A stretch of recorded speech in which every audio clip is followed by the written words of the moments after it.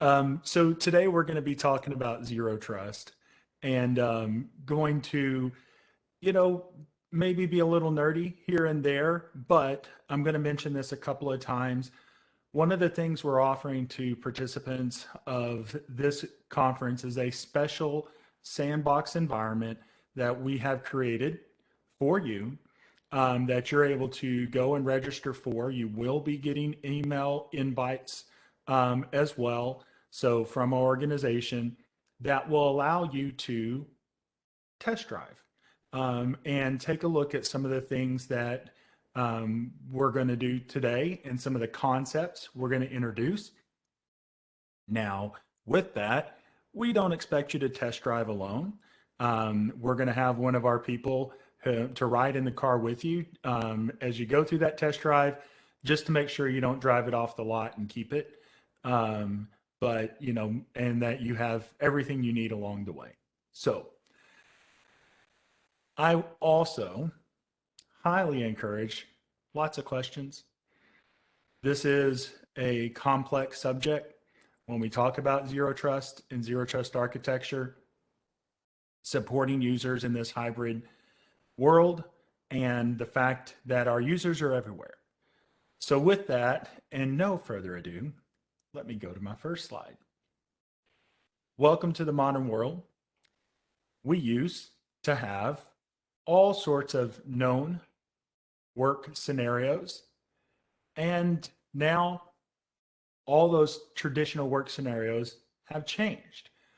There's a couple of articles that I've referenced pretty recently that they've come out recently. One is from the Wall Street Journal. More than happy to share the source with you. That showed a resignation rate rise in April from 2020 to 2021 from 1.6% to 2.9%.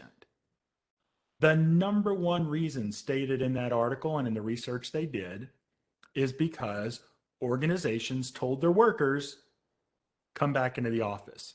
And if you'll remember, around April timeframe was the first time we were all starting to think we're done with this pandemic stuff. And a lot of organizations and agencies said, all right, everybody, time to come back into the office. And then by, May, we were over that again. And like, no, please go back home. We don't want you here. So with that, the other aspect of this remote work and hybrid world is congratulations. Every network is your network. And when we're talking about zero trust, this is significant. Here's why it's significant. The way we've managed our devices, the way we've configured and secured our networks, the way we've ensured the only people that are accessing our applications are from a known good network or internal to the environment, none of that applies anymore. If you're going to configure security policy and rely on a Windows device to go to a sysvol share or a net login share to get policy updates, and they're hardly on your VPN half the time, much less getting policy updates from GPOs, we're going to have a really hard time. And we're seeing this reflected more and more.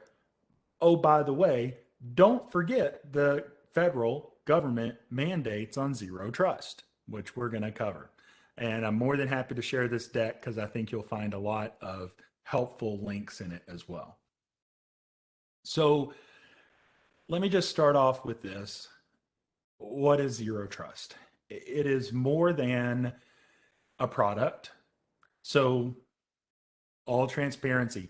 If I or anybody else from my company come to you and say, buy this product and you will have zero trust, you have my permission to very softly kick them in the shin. Right? Be polite about it, but make sure to get your point across, because that's just not reality. The reality is this is a journey. This is very much like cloud in the fact that up until now, although there's a long history of zero trust, and what it is and how we got here, the definition of what it means is not turn it on in your firewall, turn it on your VPN. So it is about multiple areas of trust working in symphony. So with that, Zero Trust assumes a couple of things. And this was an interesting quote from the National Institute for Standards and Technology, or NIST, as most of us call it. It assumes that the network is hostile and that an enterprise-wide network infrastructure is no different. So here's basically what they've said. My network and your network, they're all the same, and I don't trust any of them. And that is very different from the historical, well, you're outside my castle, so I don't trust you. But if you're in my castle, we have some level of trust, right? A device can see a file server and it should trust that and be able to authenticate, right? Not anymore. So how did we get here? A little bit of history. Zero Trust and the concept has been around since the early 2000s. It was started in something called the Jericho Forum. And if you looked at the Jericho Forum, there were really three things that they said is about Zero Trust is it's deperimeterization, as I've referenced, it's inevitable, it's happening, and that it's going to happen in your corporate lifetime. And they were saying this in the early 2000s, and we got to have a roadmap to get there. That was basically it. It was a little bit of the sky is falling, look what's happening, deperimeterization, on and so forth. Fast forward a little bit to late 2008 to, through 2015. John Kindervag had some very interesting things to say about Zero Trust. He works for Forrester. I think he still does. And writing about Zero Trust and the concepts therein, and they came up with their model of Zero Trust. That was pretty well accepted, but not really, I would say, ratified in the public eye until BeyondCorp came along from Google and really started ratifying some of these concepts and pushing things such as, and you're going to hear more about this, claims-based authentication.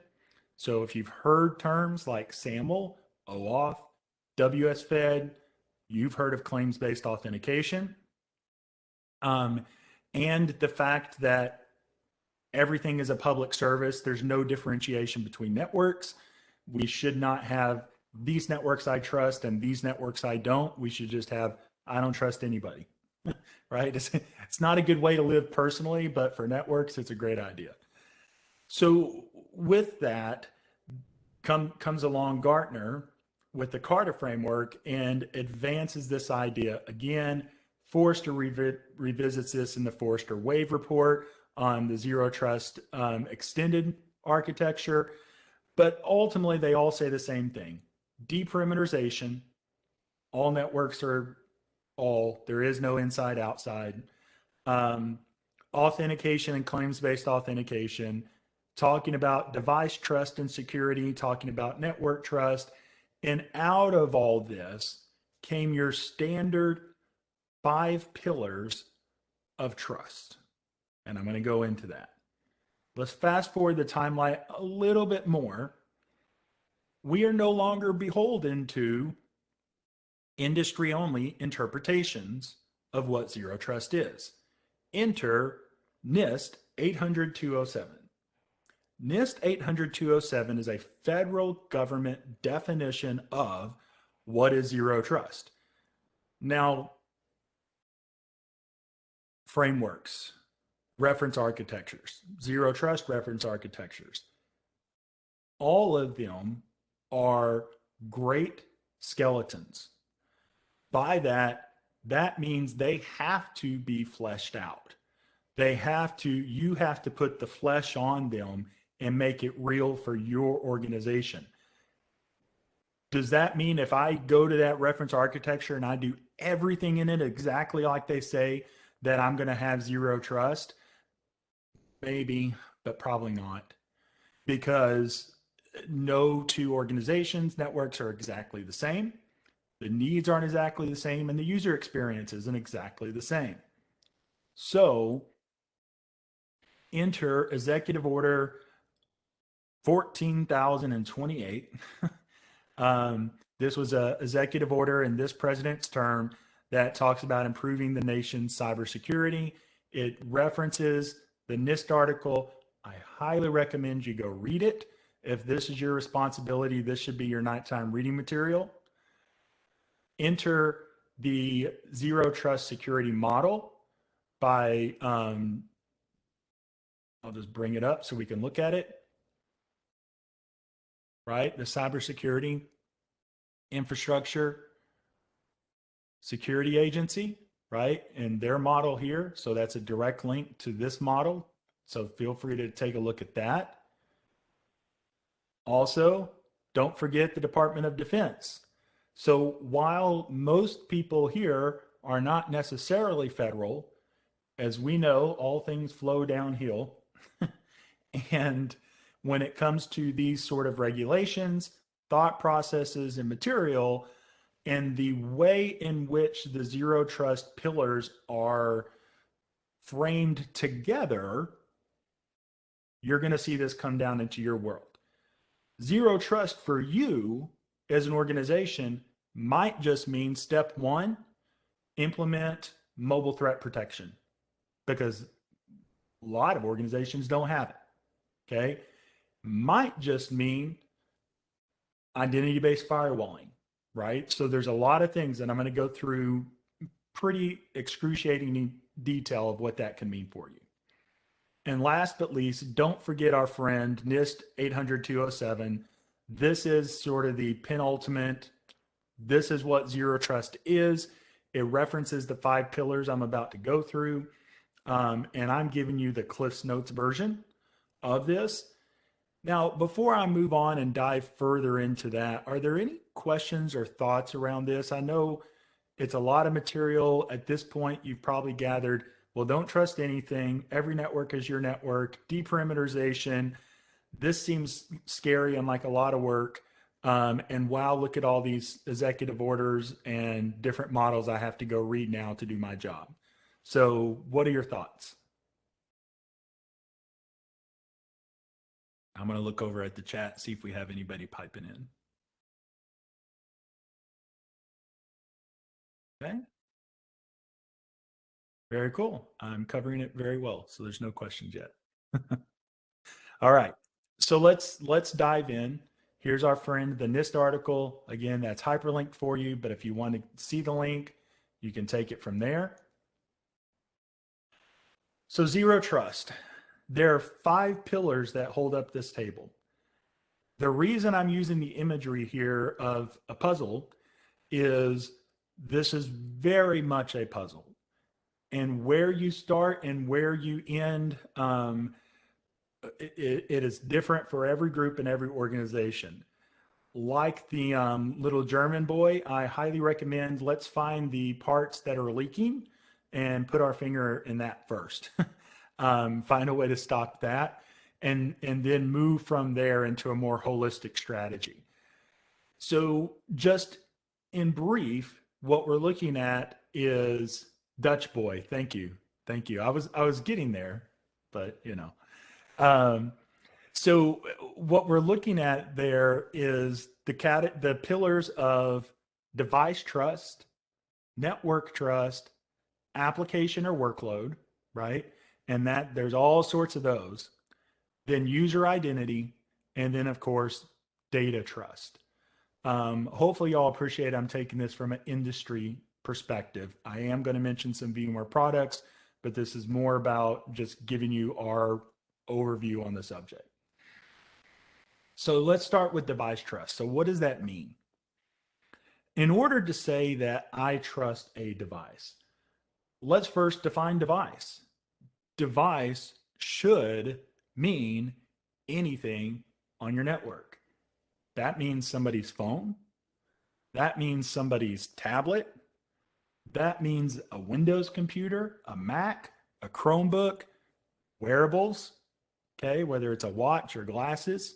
So it means any device. If it's a device and it has a MAC address and it's going to connect to anything, all these things should apply. First is the standard configuration compliance, and that is it is basic lifecycle management, but in a remote world, I've already sort of referenced some of this problem. Most device management strategies, i.e., PC lifecycle management, grew out of a client server methodology. Simply enough, a client needs to see and have line of sight to a server, hence client server on a LAN for the most part, to get configuration and updates. Well, your laptops, your devices are no longer in your network. So we know that doesn't work. So we have a couple of options. Gateway technologies that try to bridge the old and the new, or going cloud-based. Those are your options. And from that, you can take what you've done and add some gateways and try to peer that across, pump up your VPN, right? Have it work out, maybe give it some steroids and hope everything comes together. And it is about all the things that need to be done from the policy of the endpoint. Then there's enforcement of policy. Enforcement isn't the same as configuration, because you can configure BitLocker, but do you enforce it? So one thing that I think is pretty interesting, I'll just show you this is something we do in our organization, is we have something called desired state management. And part of the configuration on my device, a BitLocker, says you must be encrypted. Well, I'm going to be that smart end user who says, no, I'm not. I don't want to do that. So I'm going to suspend it and turn it off. Well, what you're looking at now is desired state management. It's back on. No, really, I'm smarter than IT. I'm going to turn that off because I don't think, well, hold on a second. Okay. So enforcement is different than configuration. You can configure it, but is it enforced? Is it part of desired state management? Meaning, even if a device is offline, your configuration changes on Windows, on Mac, on iOS, on Android are enforced. Okay. And that's an important question. Next, let's talk about conditional access. This is where our boundaries of trust start to combine and go across each other. Conditional access just says this: oh, I see Mr. Device and user, because they come in pairs. You want access to this workload or application. Do you meet the conditions? In other words, this is the bouncer at the front of the bar. Okay. And the bouncer says, sorry, you're under 21, or sorry, you have malware, or nope, you're not encrypted, or you're not meeting the enforcement of policy, therefore access denied. Okay. And then there's posture checking, which is part of conditional access, to pre-check posture of a device on even things maybe you don't manage. So sure, you can access the system, but what's that piece of software you installed? Well, that's not part of our appropriate posture. So even though you meet the conditions, posture checking says you installed something odd. So, no soup for you. Then comes all the things we love around EDR. That is part of the standard. It is no longer just a nice to have. It is part of the federal NIST document. You must have EDR, antivirus, malware protection, and enter mobile threat protection. Most of us have really felt like our devices are secure enough. So we apply policy, but mobile threat protection is part of the NIST guidelines. Okay. And then of course, baselines. All of these things come together on one pillar of the 5 of trust. And they all work in conjunction, but each of these, if you're looking at this from a point product perspective, you could look at each one of these and say, well, we have antivirus. Oh, we have mobile threat protection? Well, we kind of do conditional access and name 12 different products that do this. Hence some of the difficulty of actually achieving zero trust. So let's very briefly, couple of VMware things that can help with these categories, right? UEM, that is our endpoint management, all devices anywhere, cloud-based environment, manage any device from any location to any location. Access, that's our identity broker. It works in conjunction with UEM for things like conditional access. Good old Carbon Black, leader in EDR, antivirus malware protection. Excellent product there. When it comes to mobile threat protection, we have great partnerships with companies like Lookout, who have the most mobile threat protection patents of any company out there. So we integrate them directly into our intelligence integration. And that's something I'm going to show you here in a little bit. Is it's one thing to know about these things, and it's another thing to act on them.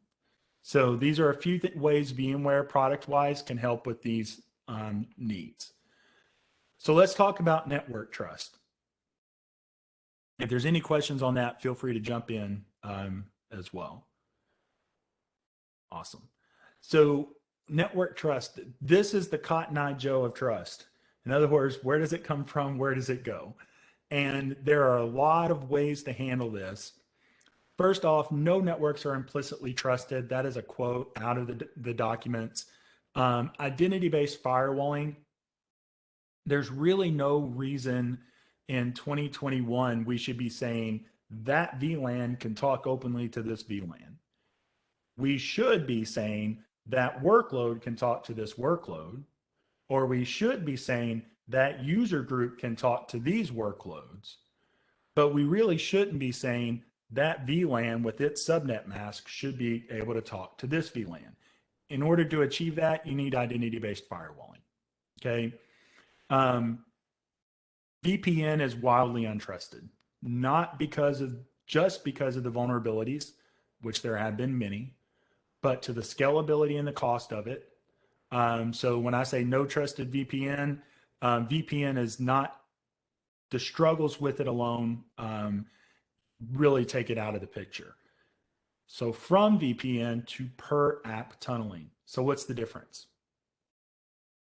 VPN says I ordered something from Amazon, and you're sitting at home at 1:43 on Wednesday, October the 6th, and the UPS or Amazon delivery truck drives through your front door, the entire truck, and then comes into your living room and drops off your package. That's a traditional VPN. Hello, device, entire device. You've just tunneled the entire thing into my network, i.e. my home. Per app tunneling, a little more intelligent. They drop off the packet at the door. Ah, so you mean I only get the actual packet that I want, not the whole truck? Yes. Now you know the difference. And let's get some stuff out of the network. So you might have heard the concept of SASE. SASE is not the way teenagers act. Well, it is, but it's also Secure Access Service Edge. And what it does is it takes security services, firewalling, digital loss prevention, content web services, and per app tunneling, and it puts it into a service that you configure and maintain. What I like to say, the best thing SASE does is it stops them before they even get on your street. I've got a secure access service edge at the end of my street, not at my driveway, but at my street. And before they get on my street, there's a security guard that's going to sit there and say, all right, let's check everything out. That secure access service edge. And then if they're allowed, they can come to my driveway, not through my house, but to the driveway. And that's what it's doing, is taking those services, making them cloud scalable, software defined, and simply turning them on. This also allows you to get rid of hairpinning. Hairpinning is how many have Office 365? A lot. How many use Teams? A lot. WebEx? A lot. Zoom? A lot. I have worked with multiple customers since the pandemic where their users say, oh, wait, I've got a Teams call. I need to get off the VPN so this Teams call will work. That's because of hairpinning. What it's doing is it's taking that traffic from their home where they're trying to work, sending it into your network where you're paying for bandwidth and firewall and capacity. And then their voice traffic is leaving your network to go to Zoom or WebEx, etc. And quite frankly, it's not efficient. And the hairpinning causes a poor experience. Enter SD-WAN. You can integrate SD-WAN into SASE, or you can use it separately, right? And essentially what it does is allow you to say, well, this traffic needs to go into my network. This traffic can go direct. And this is not just split horizon. So to those networking people on the call, this is identifying by application flow, not split horizon, identifying by networks. And part of this, guess what? TLS 1.3 is coming. And everything's going to have to be compliant with TLS 1.3, encrypt everywhere on the network in transit. So I'm going to speed up here a little bit for the sake of time. Here's a couple of products that support network trust. Our Secure Access Service Edge offers content web services. So that's not safe for work web material. That is category blocking. That is social media. That is phishing. That is all of those things. Content web services, being able to provide that for employees, not just in your office, not doing any hairpinning to run it through some internal security, but turn on a service in the cloud, done.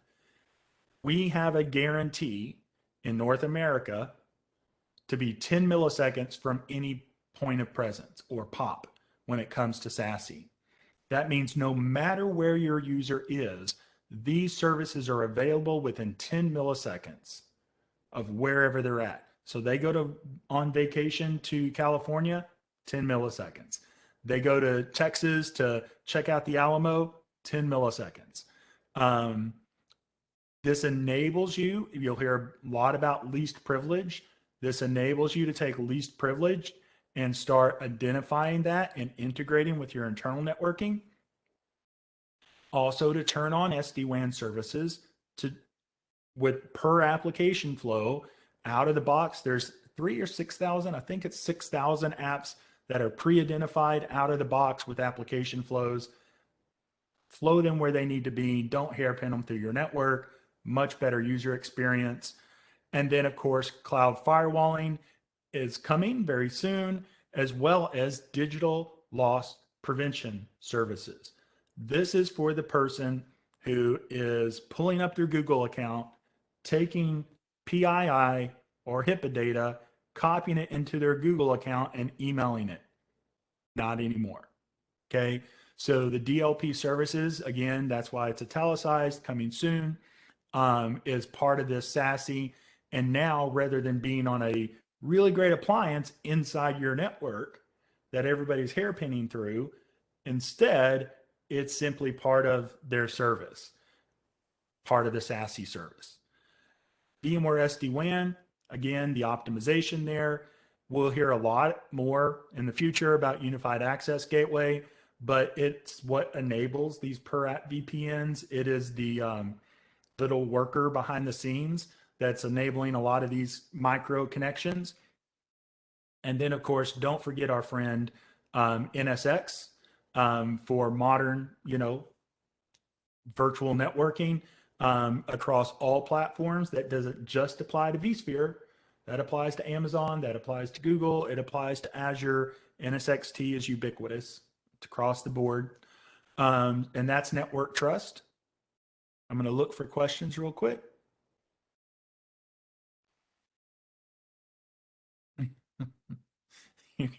I just saw somebody's cat is named Sassy.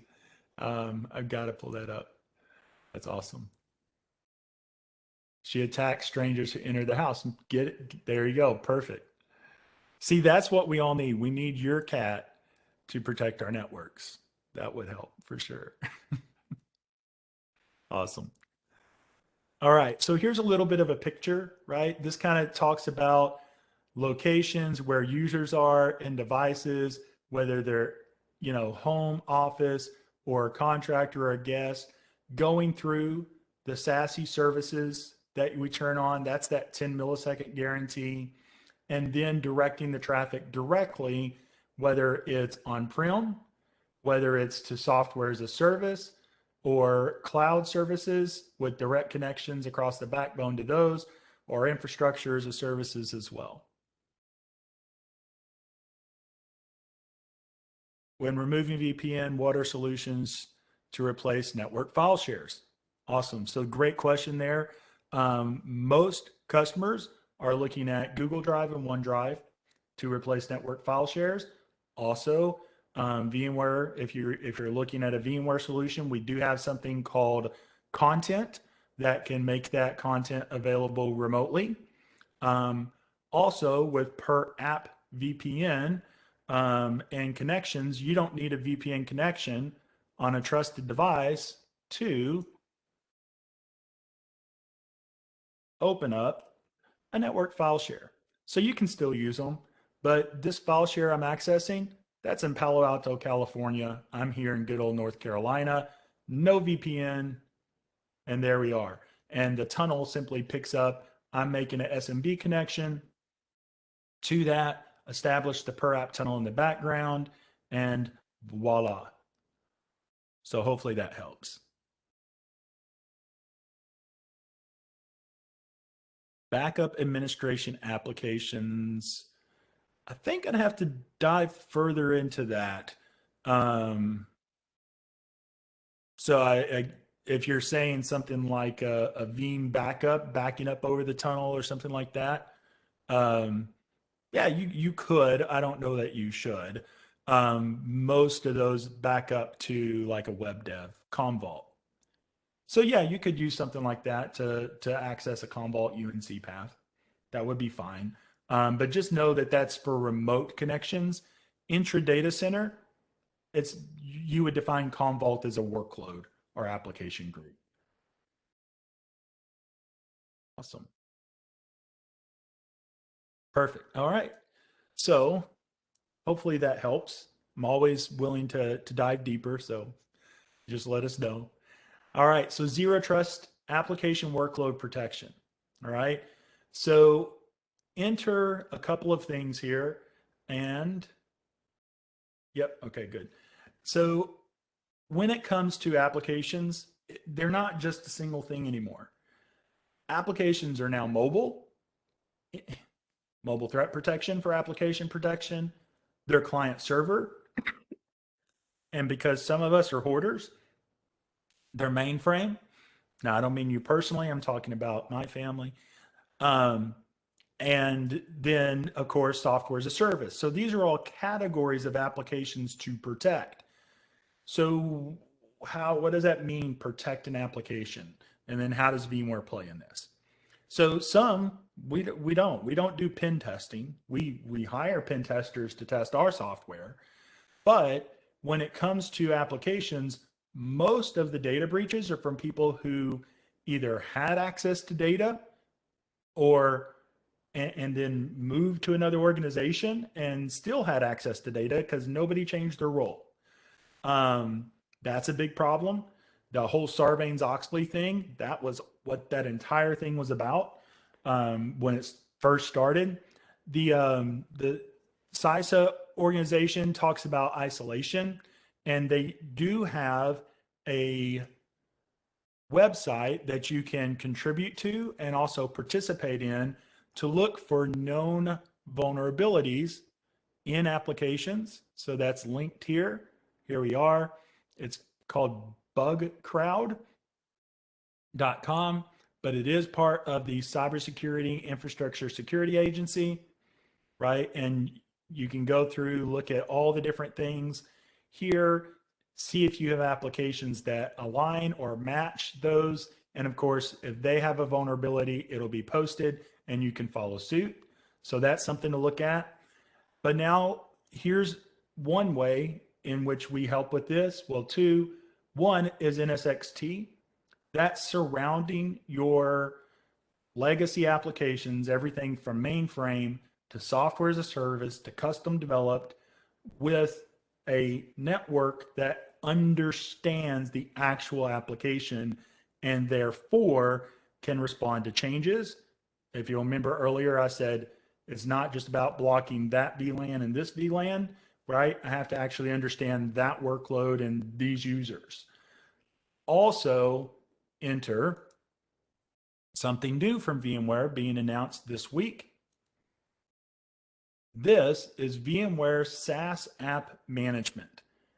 What this is the ability to tie in, and I highly recommend you go check this out, your SaaS applications into a management framework so that the orchestration of rights and roles is completely automated via APIs across your organization, so that when a user leaves, they don't still keep access to applications they shouldn't have.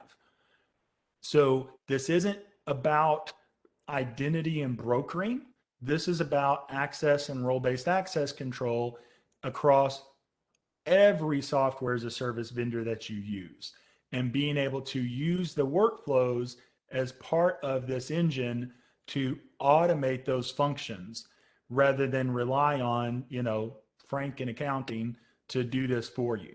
You'll see some things in here, for example, like when a user is added, right, to a role, to be able to say the role is for sales, define that within this dashboard, and then in Google, create properties. In Google, do this, create Slack accounts, create user accounts, set up a Salesforce account.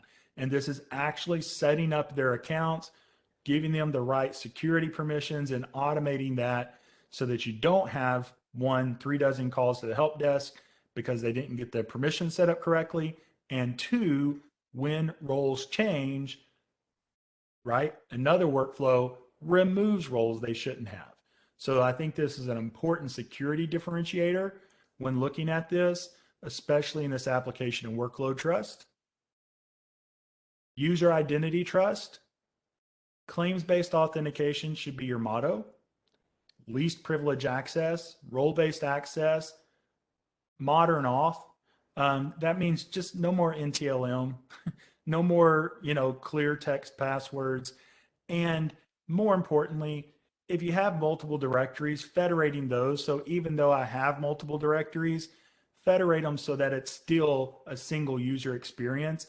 Even if we don't have time to federate 32 active directories together, we can at least match attributes so they act like one directory.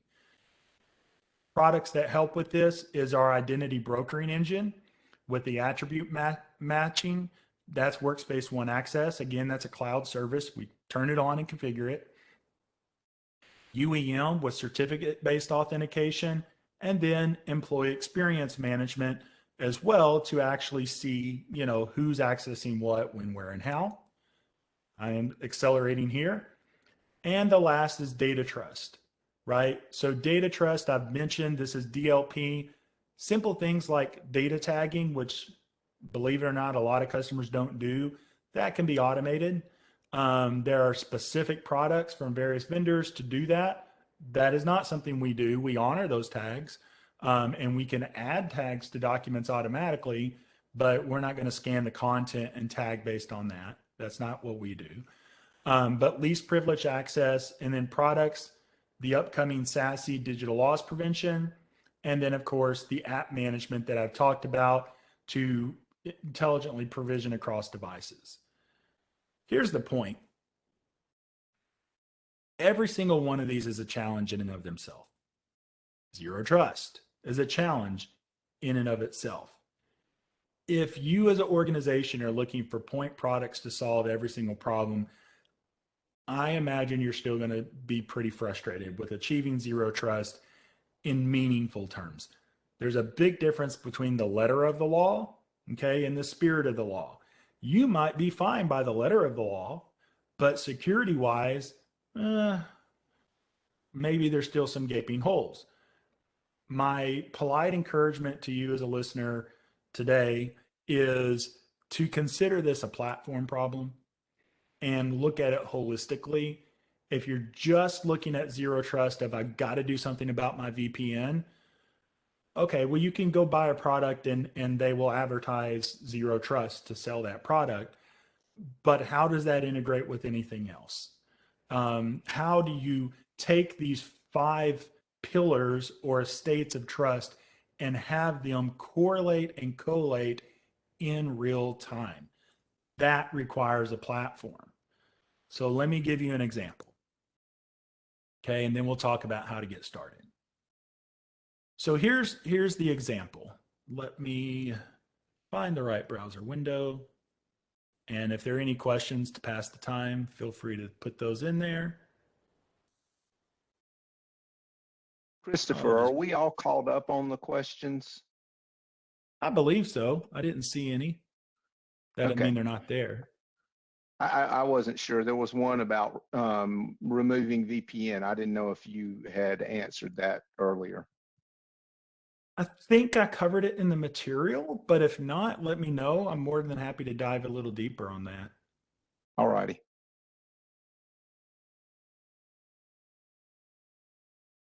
So when it comes to our thought process around zero trust, is I have these 5 estates of trust.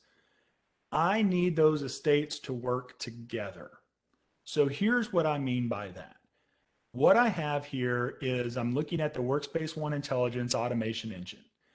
And this is one of the many places where I will bring these estates of trust. And I'm just going to give a quick example here.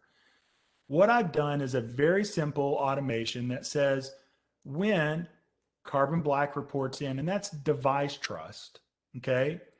What I want to do is integrate device trust with network.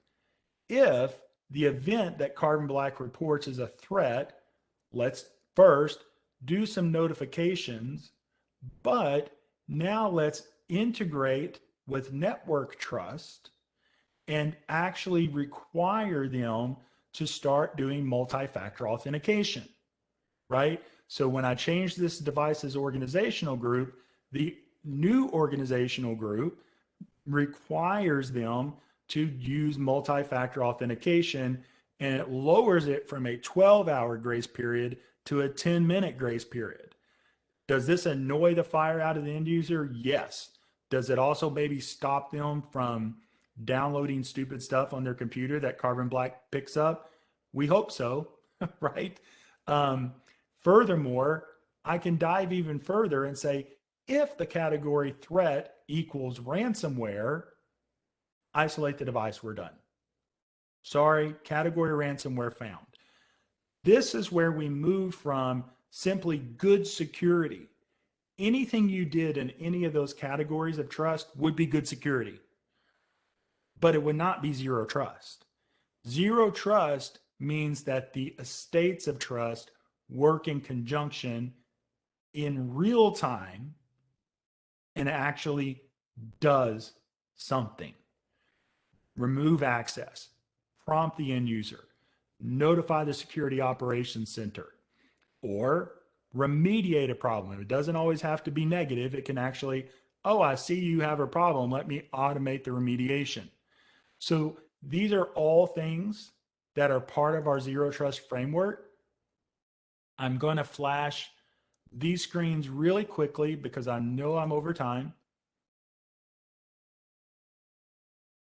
So yeah, I will happily share the presentation. Let me get to the right slide. I'll just click through it. It's faster than going back and forth. Go.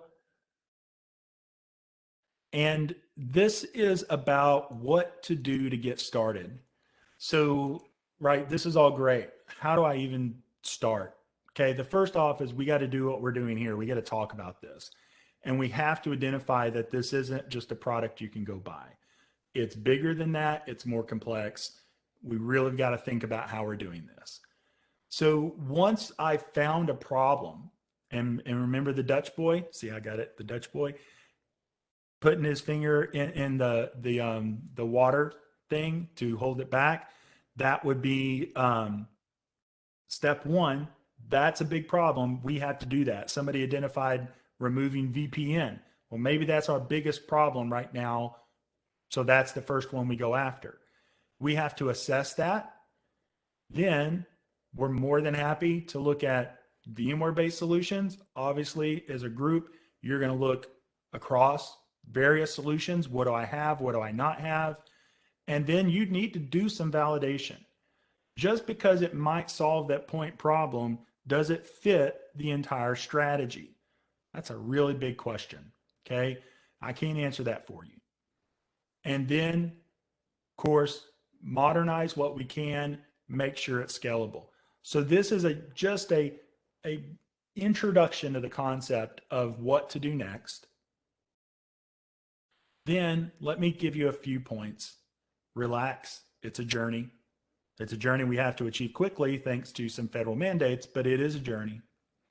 It's going to take a few years.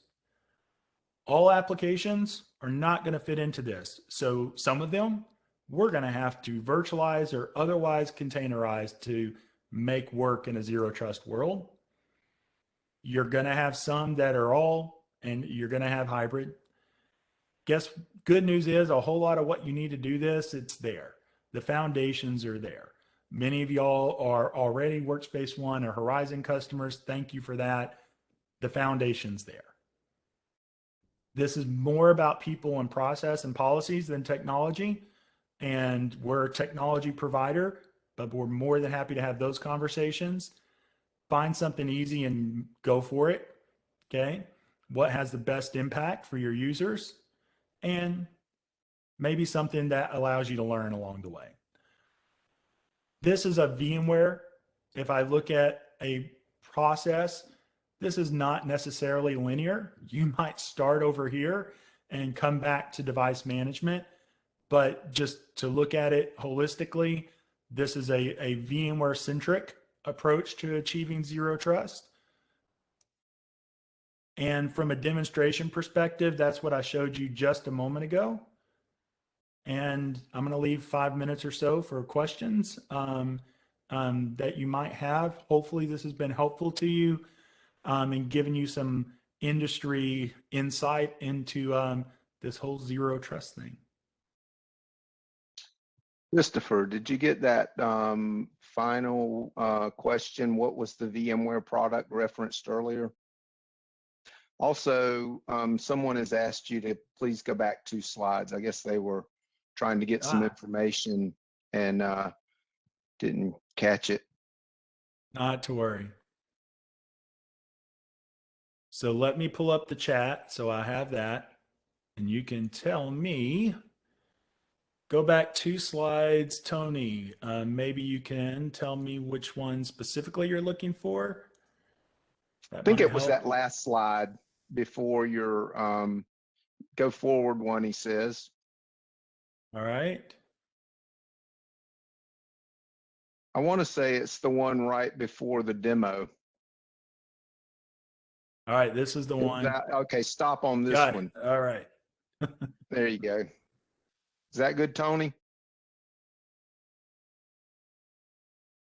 He's getting his screenshotter ready. Yes, the session is being recorded and will be posted later. So Tony said thanks. So I think you got his question answered there. Perfect. And what was the VMware product referenced earlier? So I mentioned a whole lot of, I will say, products, but if there's one product overall, this is part of our Workspace ONE end user computing umbrella of products, which is there's a few modules within that product, but ultimately this would be Workspace ONE.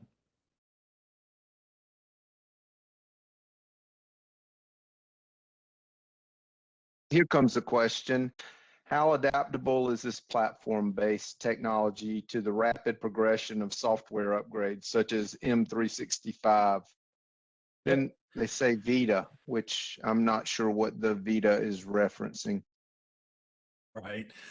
So it's extremely rapid.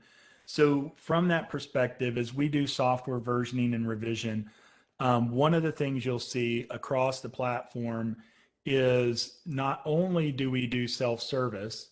So what you're seeing here is my Workspace ONE experience, where if I have various resources that I want, I have self-service to them. But now that I've installed an application, in this case, VLC Media Player, which I'm doing here in real time on a recorded demo, because why not? Um, it not only installs the application, but it manages the life cycle of those applications. So as they change, you're able to immediately respond to those changes. Everything from endpoint update to the per app VPN tunneling that's required.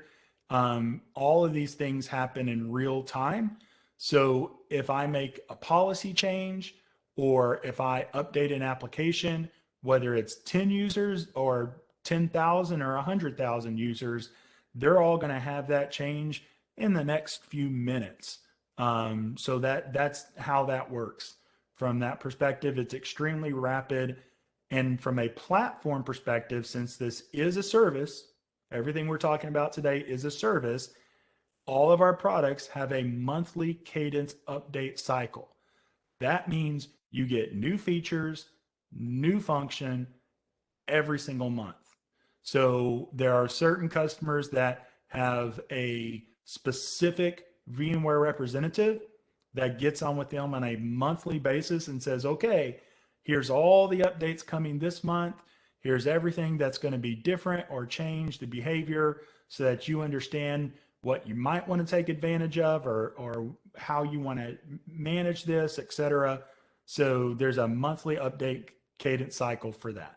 So hopefully that gives you an answer. But we're more than happy to dive deeper to answer some of those questions and talk about how it integrates with what you already have and how it can speed up the cycle of that as well. So I hope that helps. Christopher, I apologize if you answered this question before, but I wasn't sure it was answered. Beverly asked, how does this work with backup administration applications? And Yep, I think mentioned Commvault. Yeah, I think specifically that had to do with like the remote access for a UNC path. Um, you wouldn't run a backup over that type of connection because that per app VPN is more about endpoints accessing resources. But if you're a manager, there's no reason that you sitting at home couldn't, pull up an internal UNC path at any point and simply do that through the per app tunneling. And again, the reference is the Amazon truck all the way through the house versus just at the front door.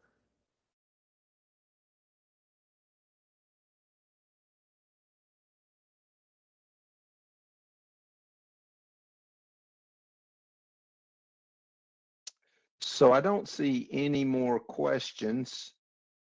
And we are at 2:14, which I think is pretty close to our time. So let me wrap with this. Thank you for being part of this session. As a participant, you are going to receive an invite to something called Test Drive.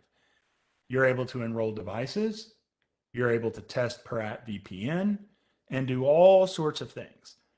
We don't want you to test drive on your own. We're more than happy to come along for the ride. So feel free to reach out and get a guided tour through that environment. As you log in, we have multiple engineers that are more than willing to help with that.